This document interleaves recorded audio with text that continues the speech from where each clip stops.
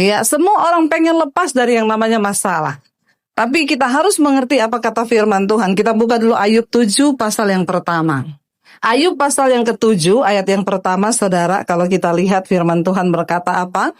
Supaya kita tahu, supaya kita ini tidak mudah bersungut-sungut. Baca bersama Ayub 7 pasal yang 1, 1, 2, 3. Bukankah manusia harus bergumul di bumi dan hari-harinya seperti hari-hari orang upahan? Ya, yang pertama, selama kita ada di dunia ini, yang namanya masalah itu pasti ada.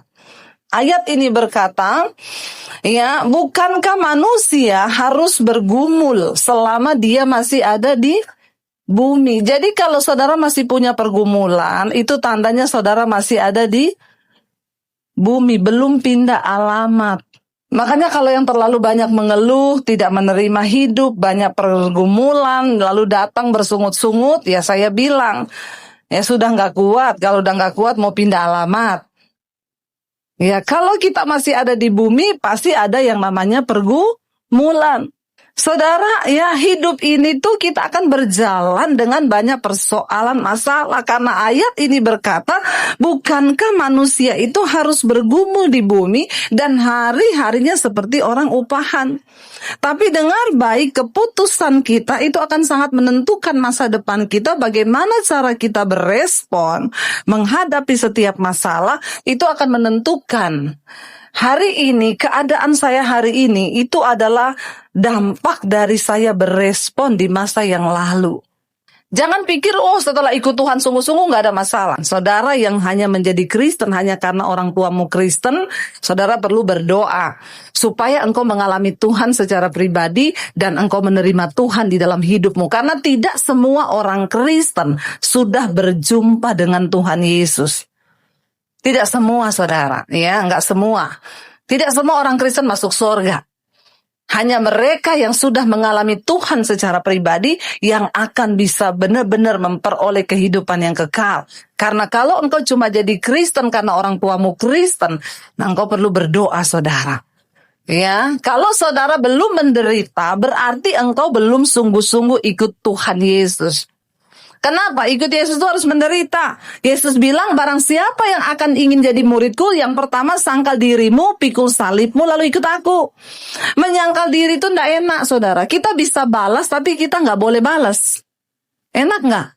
Orang bikin jahat sama kita, kita bisa balas loh. Bisa banget saya balas. Tapi tidak boleh membalas.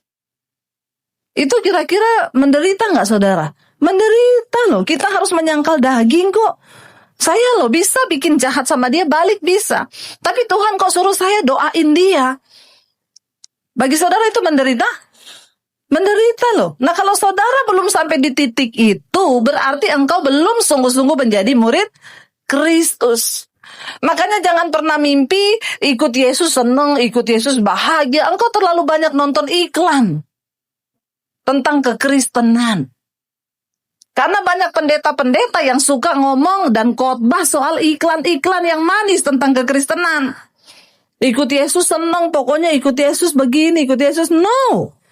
Syarat mengikuti Yesus, sangkal dirimu, pikul salibmu, ikut dia.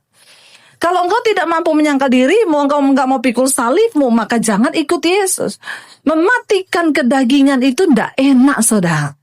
Ada orang datang, Bu, saya itu kepahitan, Bu. Bagaimana supaya saya nggak kepahitan? Ya doakan, kan Tuhan udah bilang. Kalau engkau berdoa, minta berkat bagi dia, maka engkau nggak mungkin kepahitan lagi. Karena engkau mendoakan dia. Kenapa kita harus berdoa memberkati orang yang menyakiti kita? Itu penawar racun kepahitan bagi hidup kita. Saya ikut Yesus dari tahun 95, isinya menderita, terus menderita. Tapi saya mau bersaksi sama saudara, hari ini, semua yang Tuhan janjikan itu digenapi di dalam hidup saya. Tidak ada satupun yang tidak dia genapi. Ketika apa, saudara? Waktu kita dalam pergumulan, biar matamu itu terus tertuju kepada Yesus. Siapa yang bisa menggagalkan rencana Tuhan atas hidup kita?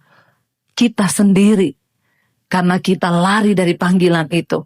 Karena kita berespon dengan tidak benar. Mari berespon dengan benar dalam setiap persoalan hidupmu. Jalani satu demi satu.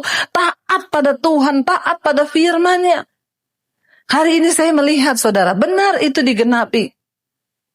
Ya, saya pelayanan sekarang di YouTube channel saya, itu Debbie Basir TV. Buat yang belum subscribe, tolong subscribe, like, komen, dan share. Saudara, jadi saya mau bilang hari ini, setiap kita itu pasti akan diizinkan Tuhan mengalami pencobaan.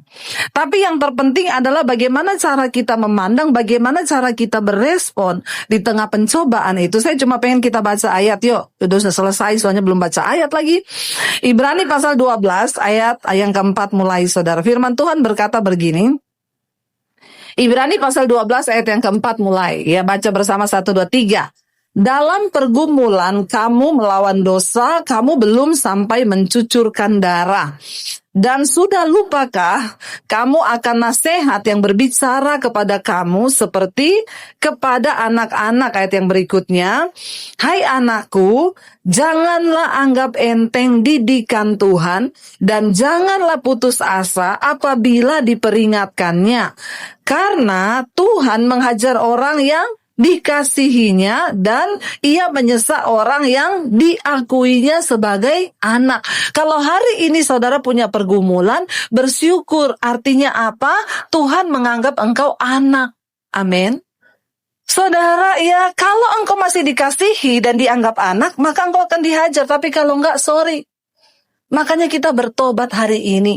Ya, bilang Tuhan, kalau engkau kasihi aku, hajar aku Tuhan. Kasih tahu apa yang harus aku benahi di hidupku. Aku lebih rela menderita karena kebenaran, supaya ketika Tuhan datang, aku kedapatan layak. Saudara, untuk masuk sorga itu tidak gampang ya. Jangan engkau pikir sorga itu murahan. Apalagi saudara sekarang dengar khotbah-khotbah ya yang enak-enak, yang ringan-ringan. Untuk masuk sorga, sorry, Anda mau masuk istana presiden aja, itu tidak mudah loh. Benar apa benar? Terus pikir masuk surga gampang. Kalau engkau tidak habiskan kedaginganmu, kalau engkau tidak bertobat, maka engkau tidak layak, saudara.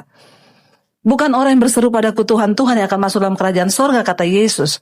Hanya mereka yang melakukan kehendak Bapa. Aku sesakan hidup